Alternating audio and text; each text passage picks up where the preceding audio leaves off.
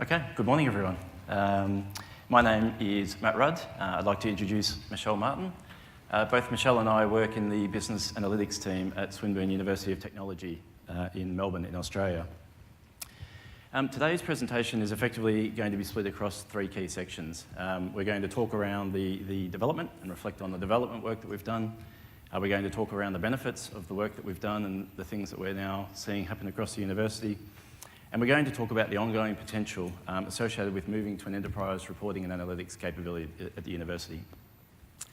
When we talk about the Swinburne story, what we're really talking about is the distillation of a lot of the learnings and observations that we've come across, having spent 2.5 years building and implementing a BI and analytics solution across the organisation. And what we're going to focus on today are those foundational aspects that we think are critically important to the success that we've had thus far in rolling this out.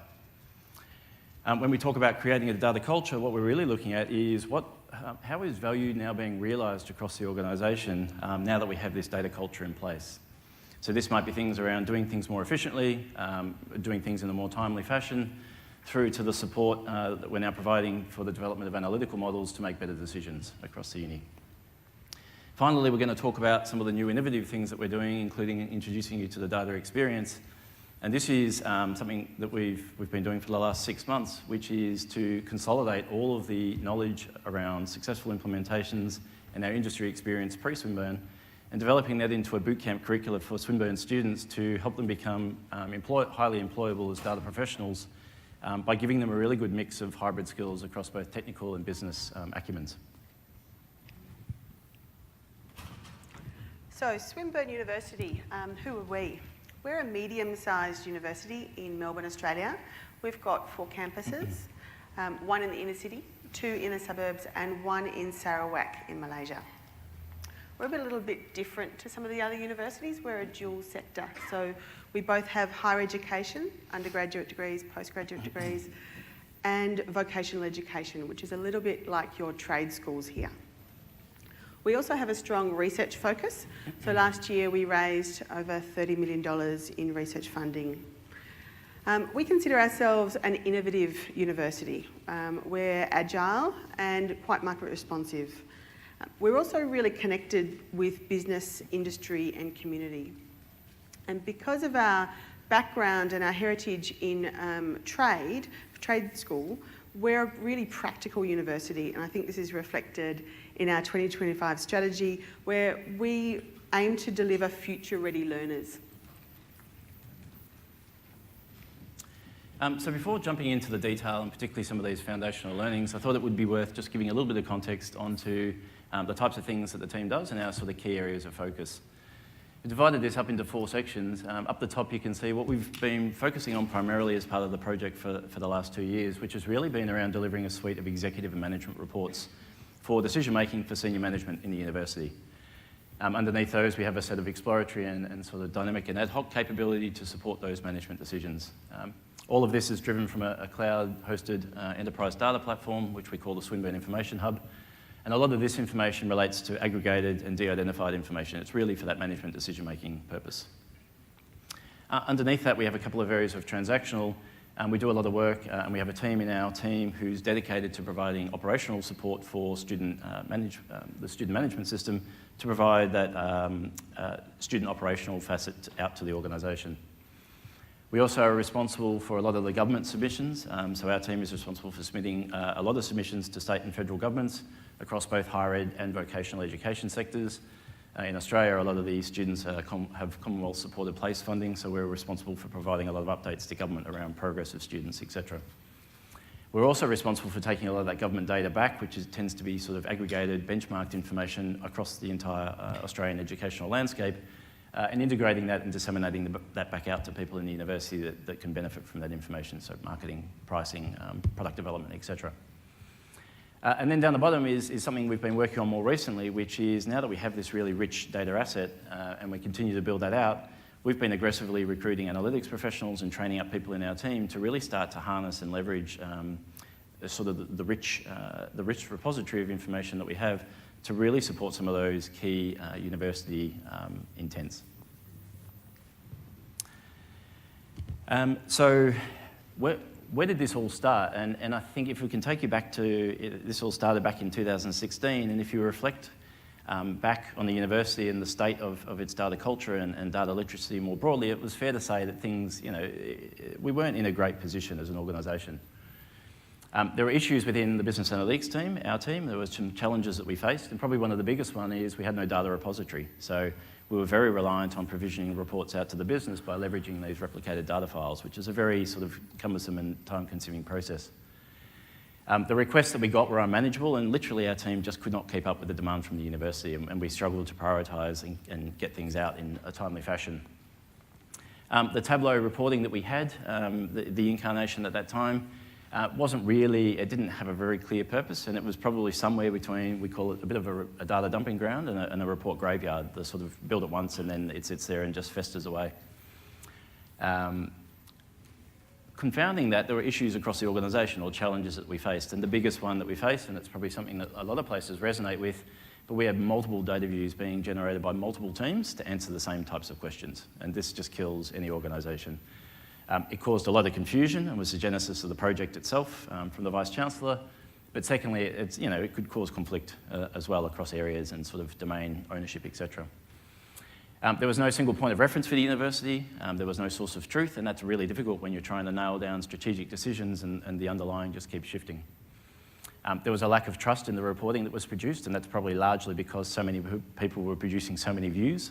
It's very hard to know what to trust.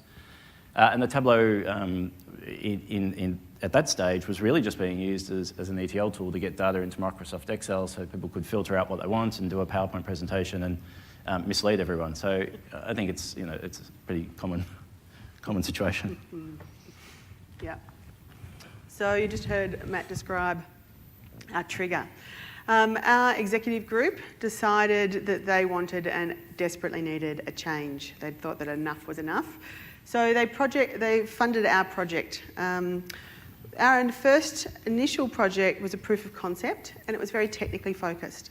We did some great foundational data work, and there were a lot of firsts for the university. So it was the first time we were in the cloud, the first time we'd used centralised data.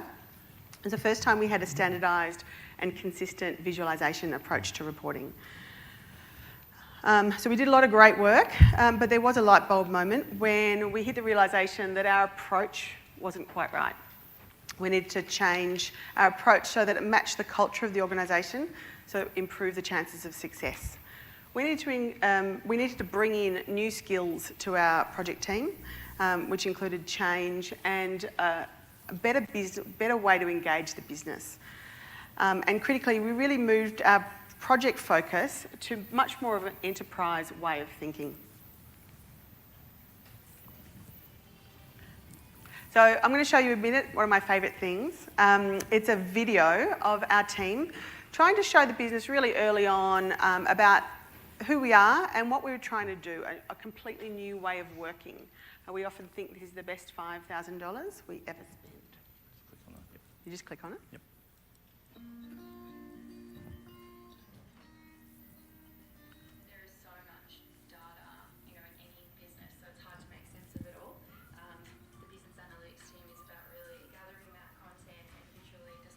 Was it? That makes sense and is meaningful. Please stand by. Beautiful wireframe you saw.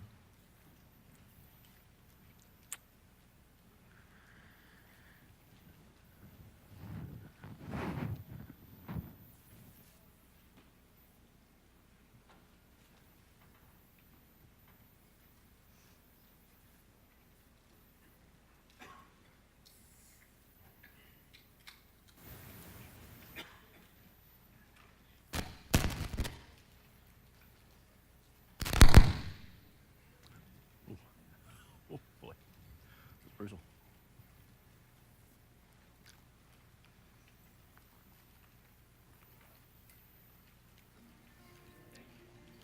Is it what? Can you hear it?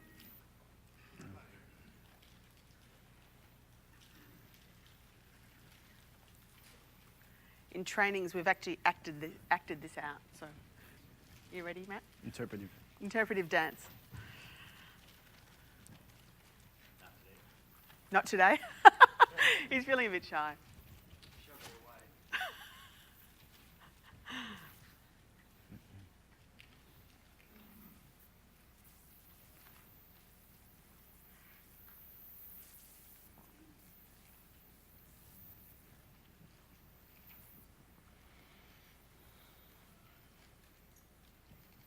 it is worth the wait. Love it.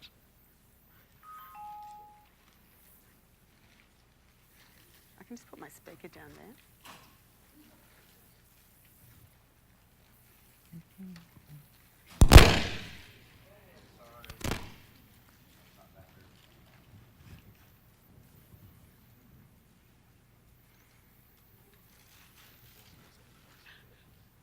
You're just leaving.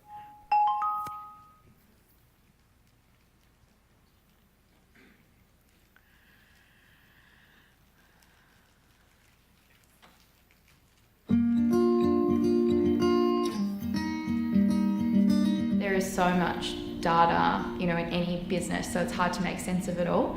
The business analytics team is about really gathering that content and visually displaying it in a way that makes sense and is meaningful.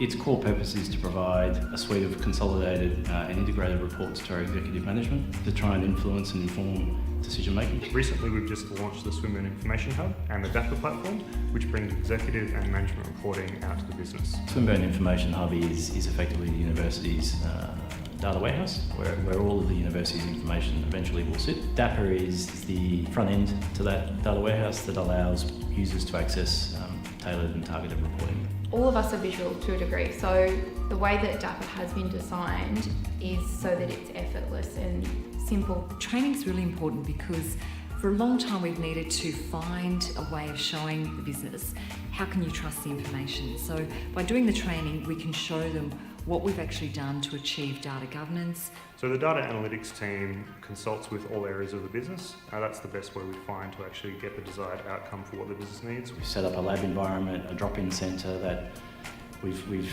sort of introduced that concept and discipline of people just dropping in and having those discussions. We're working really closely with business areas to understand what they need and to produce the right reports that match their needs. The feedback I've got has been, by and large, has been extraordinary, both from executives who've seen the dashboards and the reporting, from people who've attended the training, people who've seen the work that's gone into the governance across all levels has been extremely positive. For more information about business analytics or the DAPPER project, have a look at our business analytics wiki or come and visit us at the lab.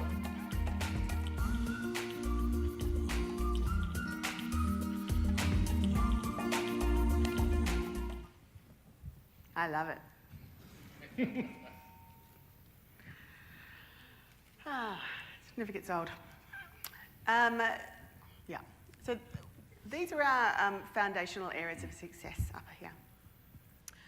As part of our change, we really wanted to increase the scope of what we focused on. We still think that visualisation and data are really core to what we do, but these other areas really encompass our whole way of working, and we're still focusing on all of these areas today. So after this, what we'll do is we'll talk through individual examples of each of these areas.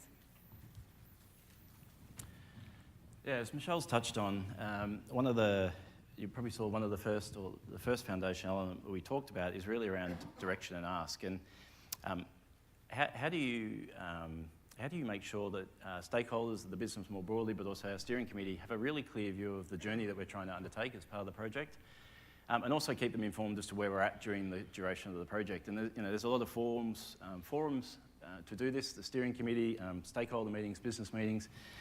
We actually rolled out this artefact because we actually found this to be the most effective. We call it the cheese wheel, and it's gone through a number of iterations, but it serves a lot of purposes and something that we update and refresh and take out to the business periodically.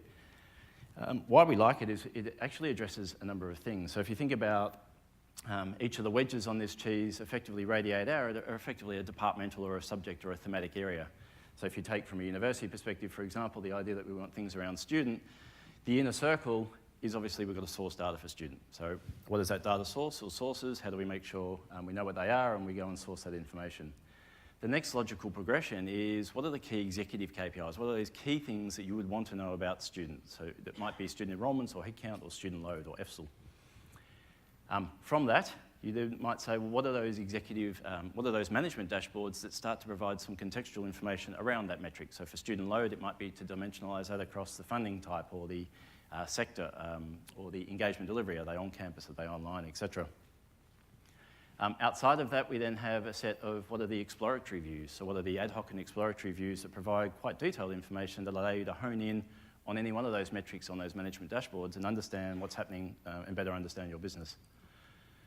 Outside of that, we then have a couple of things. First are what are those analytical opportunities that sit within that student sector, for example, but also what are some of those analytical opportunities that start to then spread across other areas. So for example, if I captured student information and then I don't capture my financial information, I might be able to start looking at not just student load, but student load revenue and start to model out what my revenue might be in the next 5 years. And then right around the outside are these sort of uber university-wide objectives, which are the things that you can only start to tackle once you've built out a really integrated set of information. So there might be those things of show me the end-to-end student experience and student life cycle, or show me student attrition propensity modelling, which takes into account all the things I know about the student. So we use this often. It's a really great tool for prioritising activity because everyone can see all the things that are in play for a given year. It lets people see how progressed we are in certain areas. It's also a really good communication tool that tells people, green we've done, yellow is in play, grey isn't in play, let's discuss, let's prioritise. We also found this to be a really effective tool when we're trying to get people in other parts of the business to do things, because what it shows is I need you to help with this because there are other downstream things that are dependent on you doing what you said you do. And that might be providing us data standards to let us build out reports for the business. It might be providing information and make sure we can source what we need, etc. It also helps, I think, demonstrate the enterprise nature of what we were trying to build. We're not just trying to build a suite of reports for an area, it's actually encompassing the entire university. I think the other artefact around direction and ask that we found particularly useful to keep people updated as to where we're at and the breadth and depth of what we've built is this sort of annotated landing page report that we've been building out. It serves as a really great comms tool. So it's great for new joiners, it's great for people when they first undertake DAPPER training, it's great for refresher training because it shows the spectrum of what is available through our platform. It delineates between what's management and executive reporting that comes through DAPPER and what's operational reports. And it also shows the types of reports and capability we have across departmental or thematic areas. It's a great navigational cheat sheet. We'd often take something for a marketing division, for example. We'd highlight the areas that pertain to marketing, grey the rest out, put some annotation, send it to the marketing team, and they can use that to understand what's in scope and what reports they could be looking at to inform their business. And it's also a great way to call out and celebrate new deliveries and achievements. So as new things land, we would add it to this. We'd highlight key reports and successes that we'd have, and also upcoming work and the types of things that were in the pipeline so that people could understand what was happening. As a part of the change, what we needed to do was not only build a platform, but we needed to reshape our business analytics team so that we could meet the business needs. In order to speed up the delivery, we needed to work at the pace of the business. What we did was we created an entirely business-focused team. Part of that was our positioning. So we sit under the Chief Operating Officer. So we're at the same level as IT, finance and other corporate services. We created a new team with a mixture of our existing team, some external support and some really strong secondments internally. We already had some internal consulting capability and we built upon that using a number of learning opportunities that went on for 6 months or more. We taught stakeholder management skills, we taught a whole new way of working approach. So design thinking, facilitation, whiteboard sessions, wireframes, you saw them on the video. Some prototyping. We found prototyping really good because it was a great way to quickly show the business that we, check understanding that we're on the same page. In our team now, we have only two defined roles. So we've got data engineers and we've got business consultants. All of our team members have been given the chance to learn new skills and continually refresh their skills. But it's fair to say that it wasn't for everybody. Some of our old team, some of our existing team, it wasn't for them. The ones that it did suit, the ones that picked up the new skills, they're absolutely flourishing.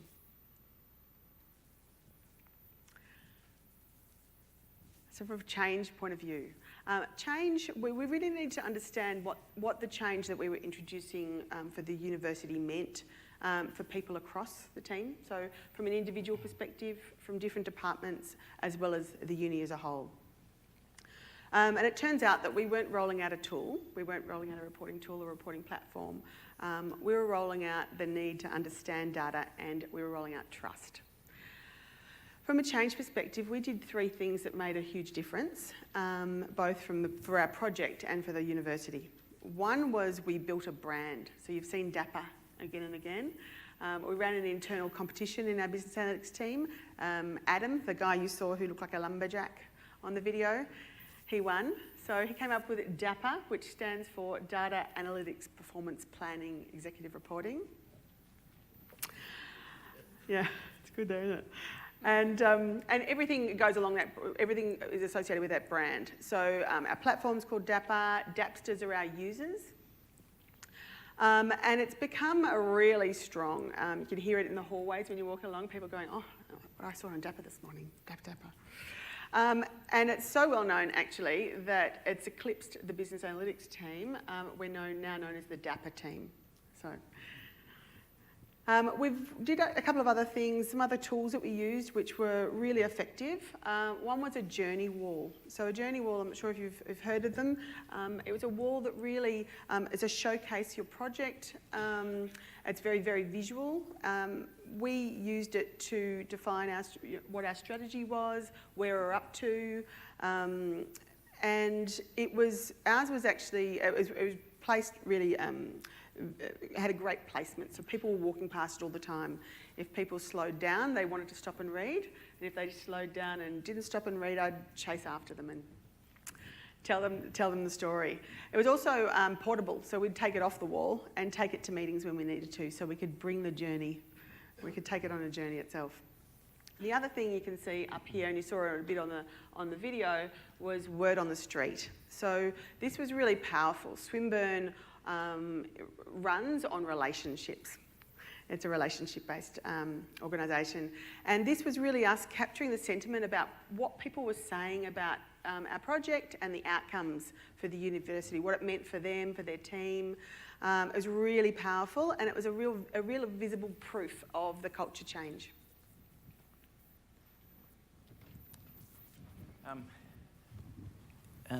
So it's probably no surprise, given we're at a Tableau conference, that the use of Tableau to visualise the information in a way that users can readily assimilate what they're seeing was a critical component, the critical visualisation component of the implementation, and really helped to improve literacy across the organisation.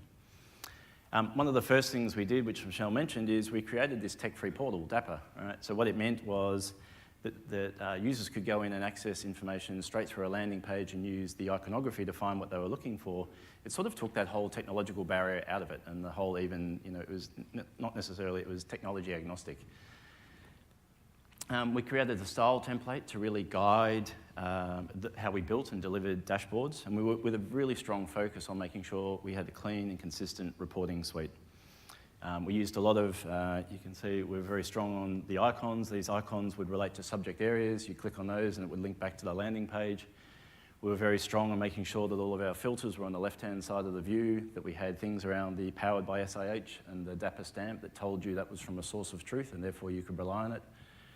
We would include the sort of active filter links above the heading. We would include the page, the timestamp, etc., which meant if people were PDFing or print screening, we knew what was happening, we knew what was included because we didn't want to spend time sort of reconciling why your data was different to my data, so long as we knew what you'd filtered and when you'd run it.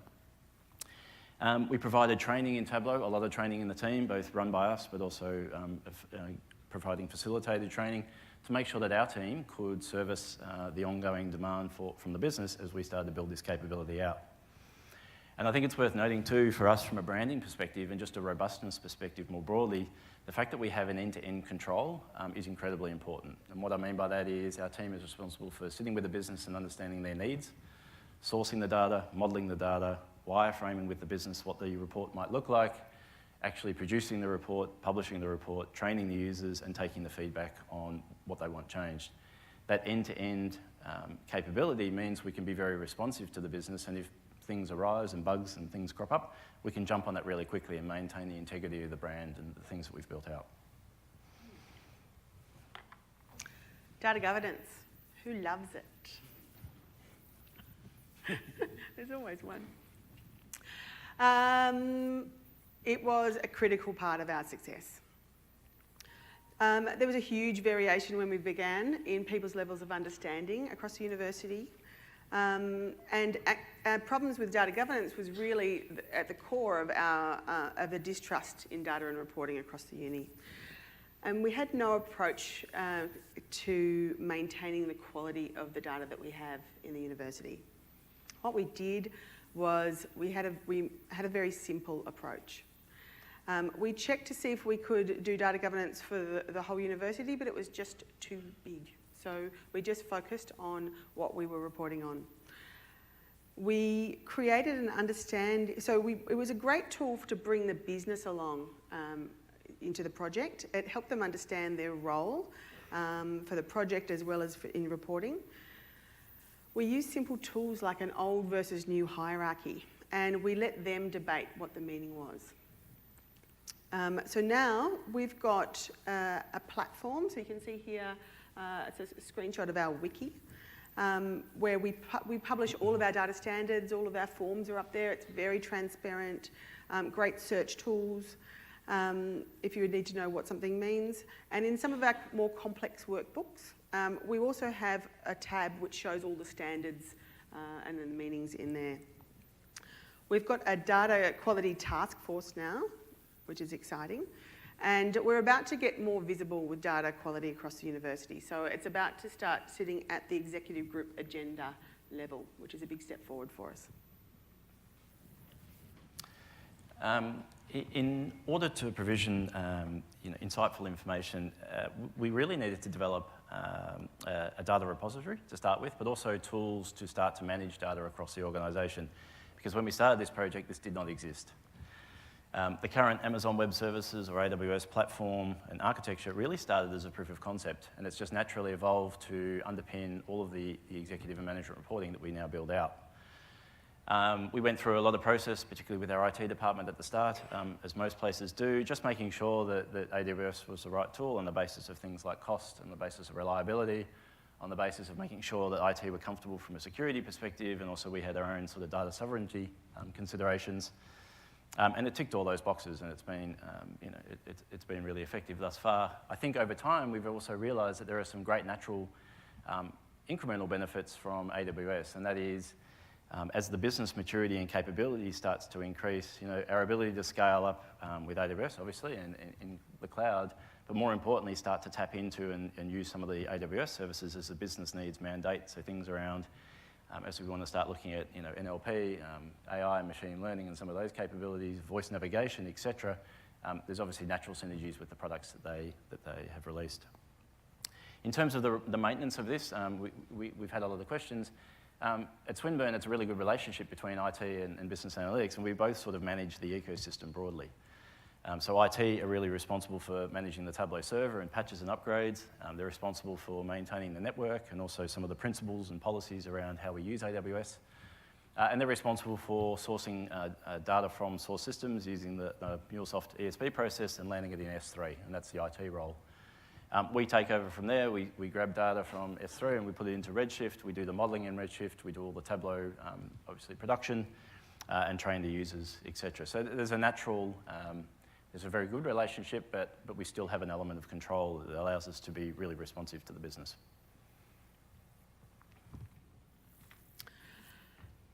So this slide really talks to our users, who's using what. When we started out, we wanted to create a data culture at Swinburne. And to do that, what we needed to do is we needed to empower our users. But this is the third time we've mentioned control, but we can't do that without some level of control. Because the last thing we want to do is go back to the way things were. So currently, we've got two levels of functionality that we give to our Dapsters. We've got Dapsters and dynamic Dapsters. They're both within the web, so one can navigate and one can create reporting. And if a Dapster is willing to invest the time and build their skills, be a local area, but change agent to support their business area, we've now got a path for them to increase their level of access and functionality. So look at all the things we make them do before we allow them to download data. We're quite, we use a lot of control. Because we really need them to understand their level of responsibility once you've got that sort of access. So if they're willing to invest the time, we're willing to invest time in training and invest in a creator license for them so that they can achieve Tableau certification. Currently, the only people at the top level are in the business analytics team.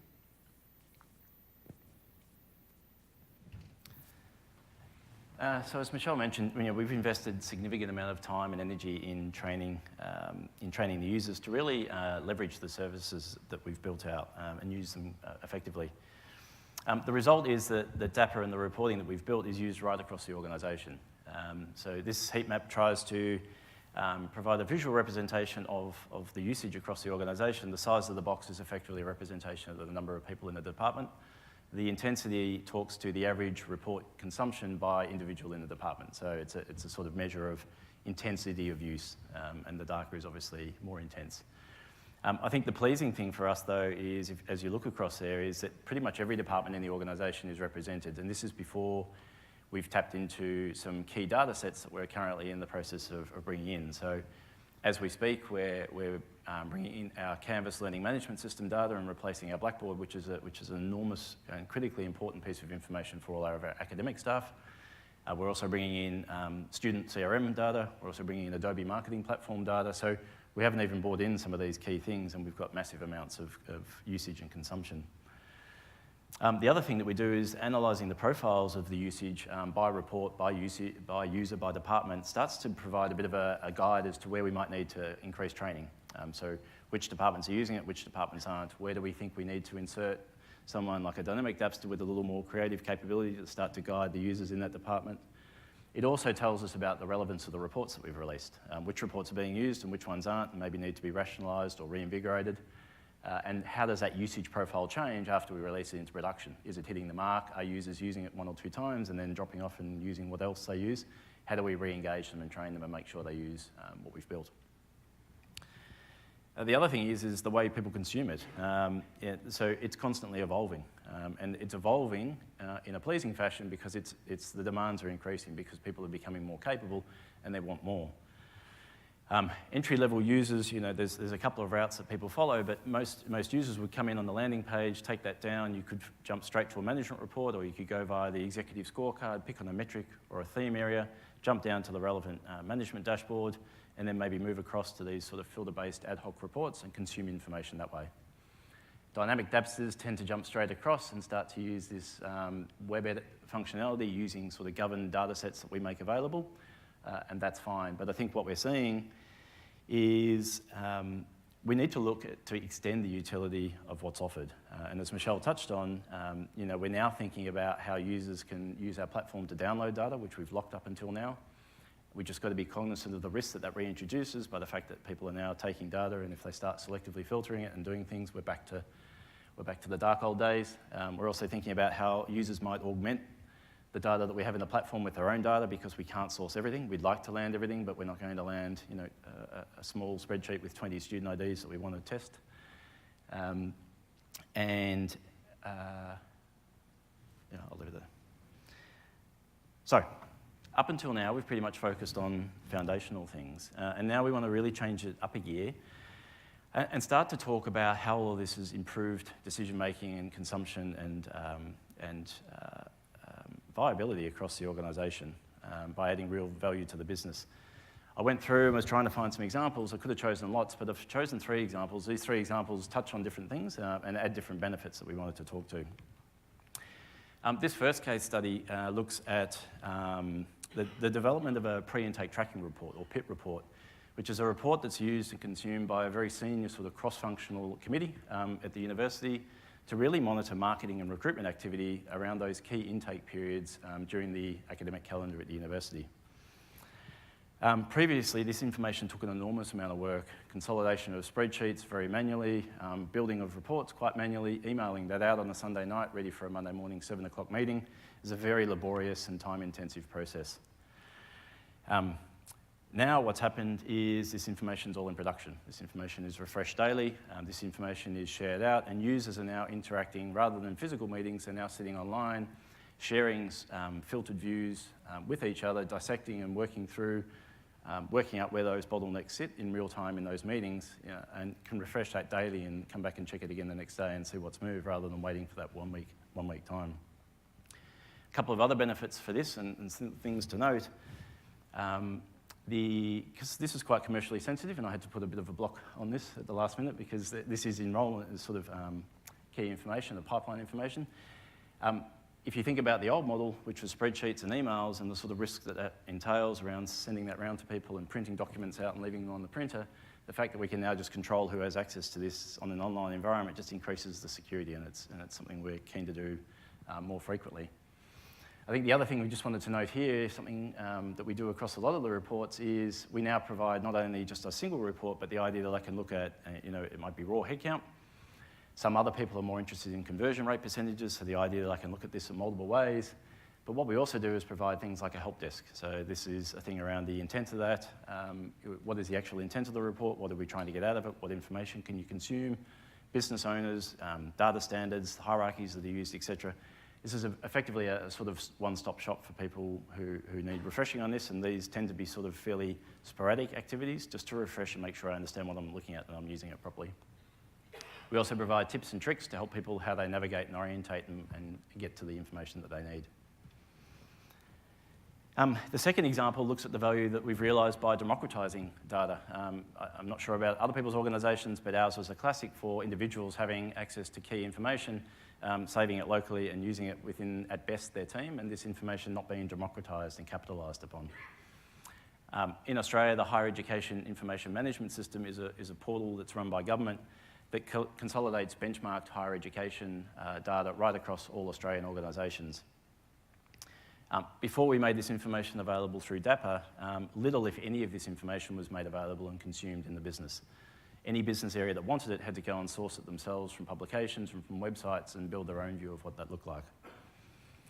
We now put this information available on the platform, and what we see is it's actually being used by about 7 different departments, everything from our faculty areas for planning, from our marketing areas, from our pricing areas, from our DVCA areas, etc. It's incredibly useful, and is one of the few sources of robustly benchmarked information that we have. The third example touches on the idea of delivery efficiency and timeliness. So the student experience survey data is something that's provided through the quality indicators in learning and teaching website. And it really enables organisations to benchmark student study experience and employment data across all higher education institutions in Australia. So it provides this invaluable quantitative data, and you can see all the metrics that this looks at and how universities rank.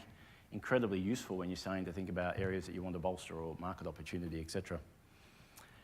This took, on average, when it was released, well over a week for people to pull together. We now refresh it within 30 minutes. So we probably, as soon as this information's out, it goes through testing and we have it out probably the next day.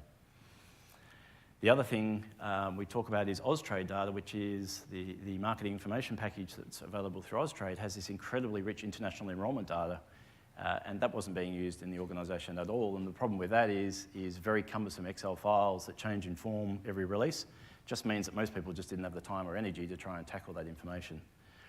We've actually gone through a process of normalising all the historical information and loading this up, and this is now an incredibly valuable tool for our marketing departments, for our international division, and is key in some of the planning we're doing around future products that we market and how we price them.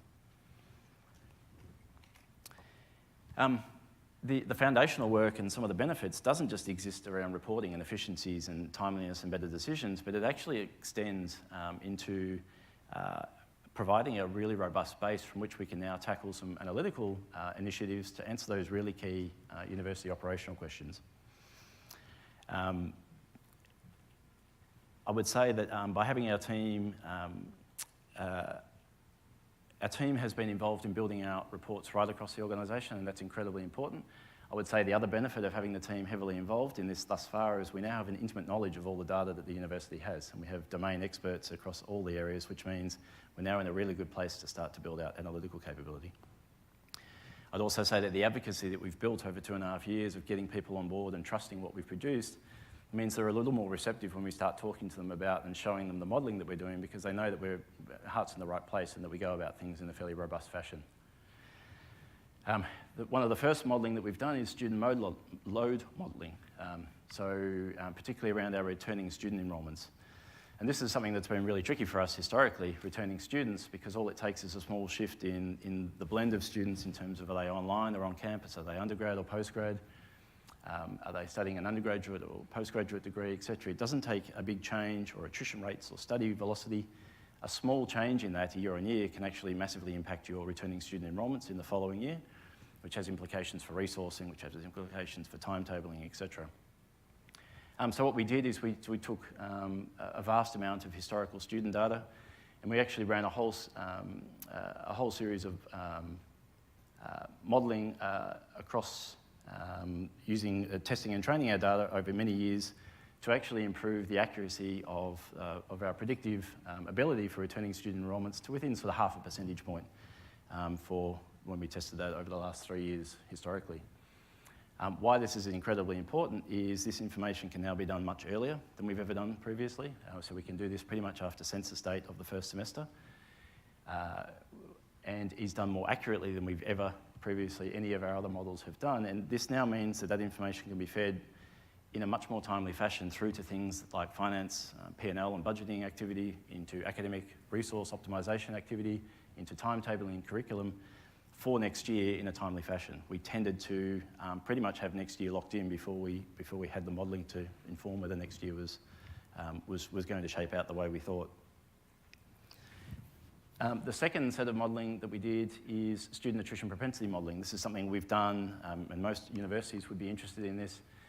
We had done this, we'd done a very basic version. I think the fact that we now have a very rich and integrated asset allows us to do this far more effectively.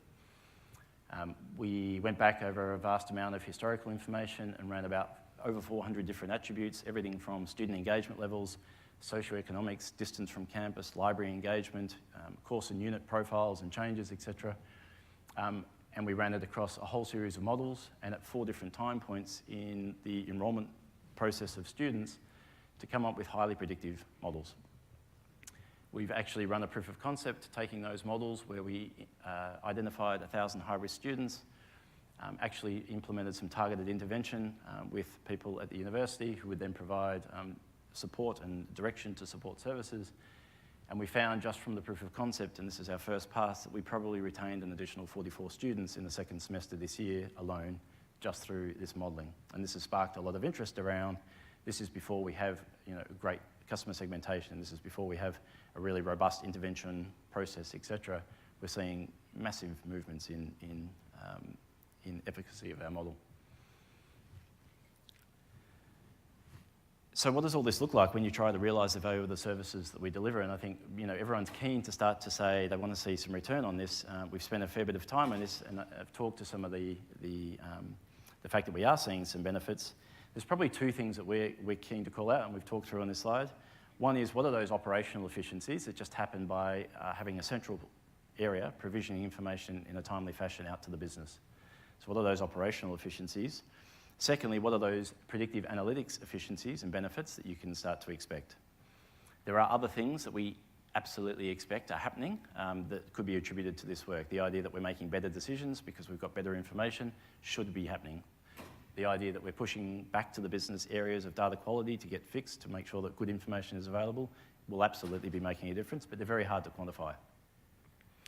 So there's 2 things we've shown here. One is at the start, before the DAPPER project, we surveyed 230 users. So they're 230 of the 800 users we have currently. How much time do you spend on data prep and reporting in a given month?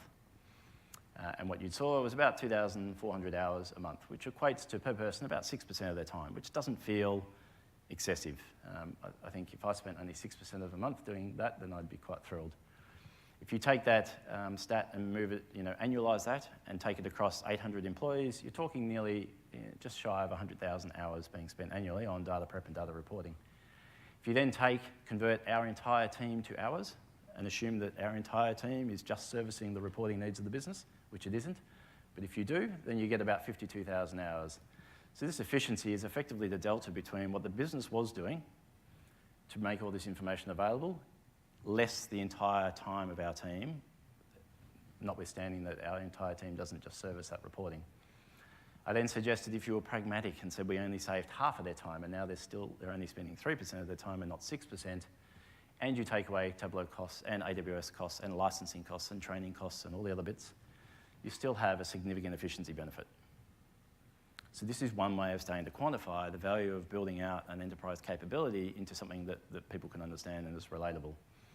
If you then overlay with that some of the just the proof of concept, just the semester one retention benefit from this year, plus the timetabling benefit of all the things we now know based on next year's predicted enrolment, we don't need certain sessions or classes or instances. You're now talking significant benefits to date, and this is just early days. Exciting stuff. Okay, so you've heard our Swinburne story, and you've heard about how we've taken it to the enterprise level and now going in exciting new directions. I'd like to introduce the data experience. This is our next step. So from our experience at Swinburne and other companies, as well as talking to Tableau users, we know that there's a big skills shortage there's a real lack of people, both with a business and technical capability. So we combined that with Swinburne's goal of creating future-ready students, and we've created a new business venture. The data experience is all about employing students and certifying them in Tableau and teaching them to consult. It's exciting. So you'll recognise this. These are all our foundational areas of success. And they're the areas we believe that need to come together to create that success in data and visualisation projects. We teach our junior consultants, the students, key disciplines in all these areas over a 12-week rigorous boot camp. And for the remaining 9 months of their time with the data experience, they work on a range of customer projects when they're developing their consulting skills. And we're the first consulting organisation to measure success by how many of our consultants get employed by the companies that we work with.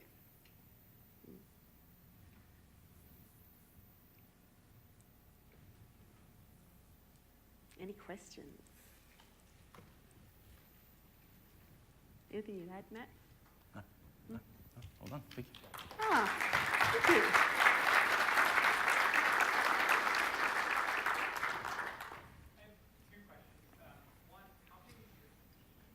Yeah.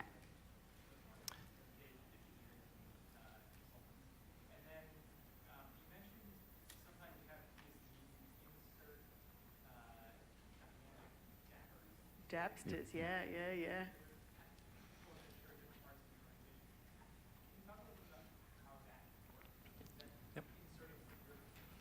Yeah, so answer the first. So our team in total is 27 people. 6 of those are just responsible for student operational reporting. We have analytics professionals. We have 3 data engineers. We have about 5 business consultants. We have people in change. We have people on governance. We have running out of people. So it's a team of 27. I'd say dedicated to this, you're probably looking at 10 to 12 people working on this full time, and then a host of other people either tapping into this from an analytics perspective or providing operational reporting, government reporting. We have a team doing government, etc. So in terms of the dynamic DAPPERs, I guess what we were getting at there is the ethos is we train you up as a dynamic DAPPER, you get incremental access and benefit and all the things that go with that. One of our expectations is you become the subject matter expert in your area. So part of the sort of holy grail of these types of implementations is we all talk about self-sufficiency and self-service, but it never really happens because you need to take it one step removed from your team and start to empower areas. So for example, if there was only a single person in a marketing division, for example, yet you found you had a team of marketing of 50 people and they're a heavy consumer, does that make sense that there's one person carrying the load, or would you identify a couple of other people and suggest, they seem to have more capability, they seem to be quite interested, could we take the time to train them up and then now that provides marketing 3 people as go-tos for just basic questions. I mean, we're still here to provide a service. Probably what we're not here for is just to answer those questions that could readily be asked by other people in your area, particularly if they've signed up to be a bit of a champion and drive that in your area. So we just look for areas of coverage gaps, really. What do you do with people that still want an Excel spreadsheet? Yeah, we don't talk to them. No, you're never going to get away from that. And I think we towards more recently, we've probably had a little bit of heat from the business around the fact that this is business data and we want to consume it in the ways that we want. I think we've been quite draconian up until now around making sure things were a disaster. We put the handbrake right on. We're now thinking about releasing that handbrake, and we're going to executive in probably a month's time to put to them the fact that we want to release the handbrake. We want to start introducing the idea that people can download. We just want to make sure that people use it responsibly. What we don't want, we want to nominate some individuals that can start doing that, and we want to just test it for a little period of time that shows that it just doesn't sort of fall in a heap. But nothing pains us more than seeing people with DAPPER up, hand typing the data into Excel. That's not useful either, right? So that's not the intent. That doesn't help the business. So we acknowledge that there's a need for it. We're just trying to find the balance between releasing the governance a little bit and allowing people to do that, but not do it at such a rate of change that we just end up back where we were. You mentioned at one point restricting sensitive data, but with as many users as you have and as much data as you have out there, I would think that there's a continuum of levels of sensitivity. Who should get what, and who makes all those decisions, and how do you do it technically within Tableau? Role security, row levels? Yeah, the first thing is actually we've taken, apart from some marketing information, we don't have a lot of restrictions on information. Now, there'll clearly be things that certain areas or departments we can set up by roles will have access to, but our ethos and part of the whole data culture is you're expecting, these are all part of employees of the one firm. We're all gunning for the same things. Outside of, there's no personal information here because it's, a lot of that's removed. So a lot of this is aggregated information, so I can't see individual and personal information is not available. We're a little bit, we tend to be on the side of, we're okay for transparency a little more. The commercial sensitive pipeline stuff is not even about our employees, it's about that getting out to market and those types of things. There'll be financial P&Ls and things around departments that we don't want other departments necessarily to see. But we're even going through that with Canvas, and the idea that individual unit conveners only see their unit, but we're actually of the view that everyone in a department should see how your unit's performing and how you're performing as an academic. So we've taken the view that we should be a little more transparent with information unless it's critically sensitive, and then we hive that off and sort of manage that on a curated basis.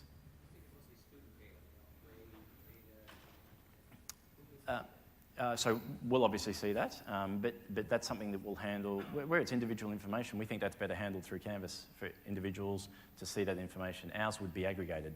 So it might be the net grades of a given unit, and we're interested in how that unit's comparing against other units or that student in that unit. So we're very much interested in things around aggregation. Individual student unit grades would be serviced through Canvas in the way that we would expect all source systems to work. Justin, go ahead.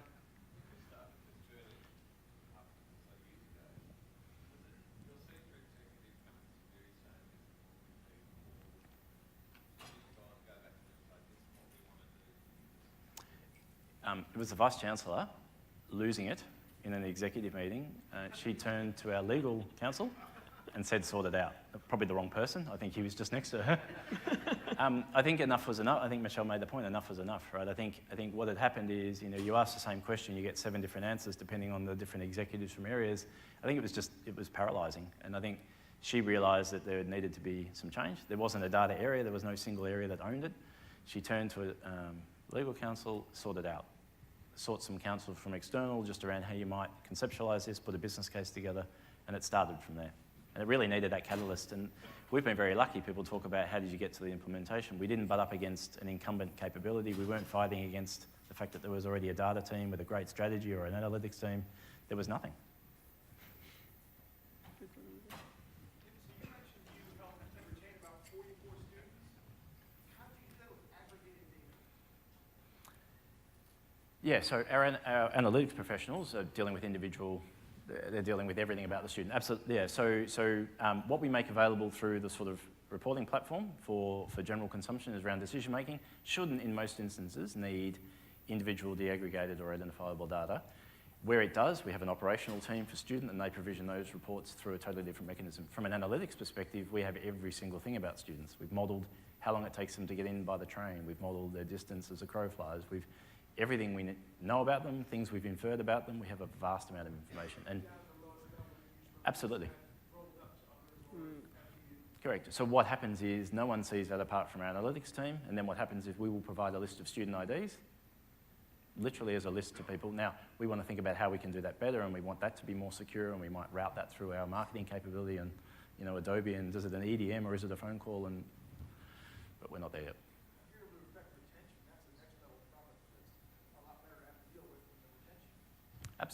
Well, so now you can imagine the interest now. What were those things? How do we start to identify them earlier? Could we have foreseen that earlier? Could we have gone back to the year 12 marks? What subjects did they do? There's a vast opportunity here now that we know that it works, and there's better ways to improve the processes around how we intervene and the types of services we offer. And so, everyone knows that these are the right things to do. I think we've just not been in a position to do it. It's game on now.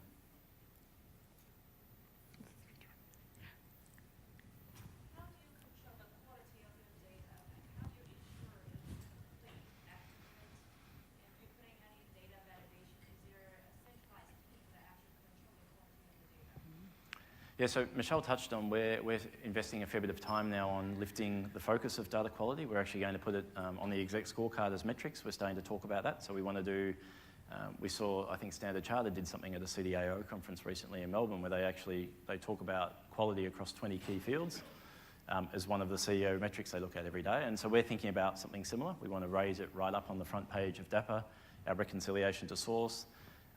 We have exception buckets in all of our hierarchies. As soon as something doesn't work, there's a quality issue, a new record, a transposition error, it should land in the exceptions bucket, and we should see that. So we don't hide things and just show the things that map. We also show all the things that don't map. We also go through, our team does a massive process working with the business. We clean up, I think, just 38,000 records that needed, or 38,000 fields. We just did a big push. Working with the business, we push that back to source owners and make sure that, because we're responsible for the funding submissions to government, any one of those fields isn't complete, the entire record fails, we don't get our funding. So data quality for us is a massive concern. What we're trying to do is start to encourage and build a capability that shows people as early as possible that this is going to be a data quality issue and push that responsibility back to system owners. So there'll be a suite of reports or KPIs or things that we put back on them, because it often comes through, it's the enrolment process, right? Or it's the actual data capture and entry in the first place. Does our technical system need improving? Is it a technological issue? Is it a process issue? Is it the fact that we're not complying the process? So we're just starting that. We acknowledge it's a problem, or not a problem, it's an ongoing issue, and we want to make sure that we push the responsibility back. Got time for one more question. Oh no. Got the straight here up first, sorry.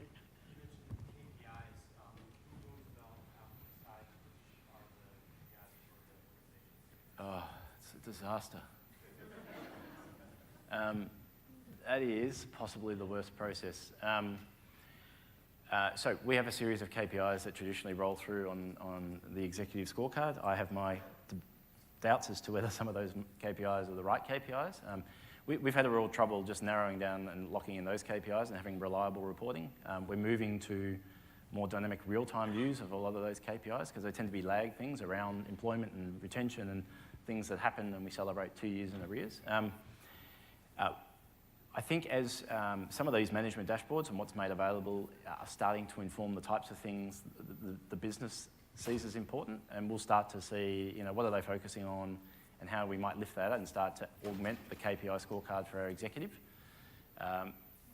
We work with a strategy team that largely drive that. They engage with the executive, but I don't think they know what's possible and what other information's there, and I think our role is to start to make those suggestions now that we're in that position of the types of KPIs you could consider now that we have this data, coming through in a robust fashion.